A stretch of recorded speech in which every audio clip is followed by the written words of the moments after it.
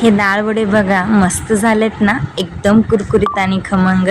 Recipe मी एकदम साध्या सोप्या टिप्ससहित सोपी करून सांगितली। चला तर मग बघूया। आपण डाळ वड्यासाठी साहित्य बघणार आहोत।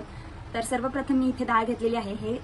ही 3 ते 4 तास मी भिजू घातलेली आहे व थोडीशी जिरे, हिरवी मिरची, कढीपत्ता, लसूण, धनेपूड, थोडंसं तांदळाचं पीठ घेतलेले आहे बाइंडिंगसाठी, बेडगी मिरची, थोडासा कांदा, भरपूर अशी कोथिंबीर व चवीपुरतं मीठ।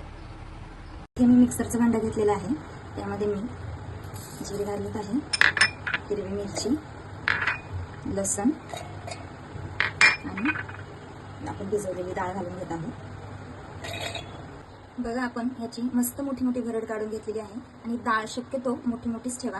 आता आपण यामध्ये सर्व साहित्य घालून घेऊन इथे कढीपत्ता, कांदा,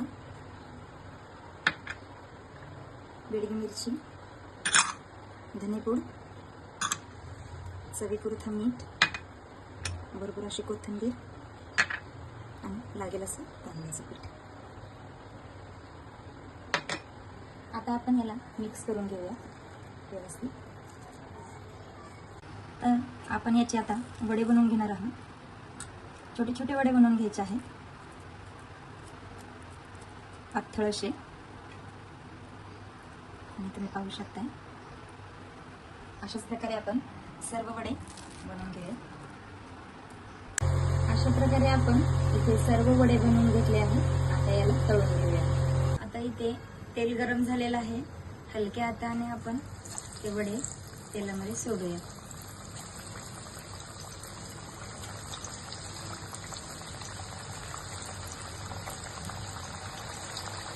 आणि याला 2 ते 3 मिनिट एका साईडला मस्त भाजून घेऊया। वडे आतून बाहेरून खूप छान तळले गेले आहेत। थंड झाल्यावरती हे अजून कुरकुरीत होतात आणि खायला तर खमंग लागतात।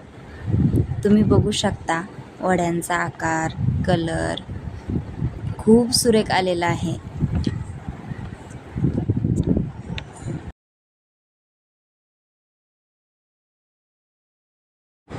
बघितलं किती सोपी रेसिपी होती आणि पौष्टिक होती। एकदा नक्की ट्राय करा आणि आवडल्यास लाईक, कमेंट आणि फॉलो करायला विसरू नका हा।